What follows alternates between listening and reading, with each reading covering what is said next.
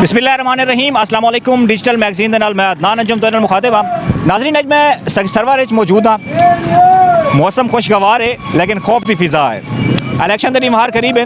ये हल्का NA 186 PP 291 तो ये में कैंडिडेट असा अवैस लगारी MNA दे उम्मीदवार हैं ते अहमद खान लगारी MPA दे ते उन्हें मुकाबले मलिक रमज़ान कादिर पाकिस्तान पीपल्स पार्टी देन ते PTI की तरफ देखूँ तो अगर तो फ़हीम सईद चंगवानी MP के उम्मीदवार हैं तो सजाद शीना साहब MNA के उम्मीदवार हैं। लोगों के पूछते हैं, सिर्फ इतना पूछते हैं, नो कट पेस्ट उन्हें पूछते हैं कि वोट क्या कुरेसन बस। क्योंकि अक्सर ऐसा अगर देखूँ ज़ाहिरान से कुछ में लगता है कि इतना लगारी सरदार जिन्हें उन्होंने बैनर वगैरह जिन्हें उन्होंने कैंपेन है कि ज़ाहिरी में लगता है कि वो जीते पैन तो लोगों के पूछते हैं कि वोट क्या कुरेसन 8 फरवरी को मतलब परसों वाला डिमांड जेरे वोट हैं।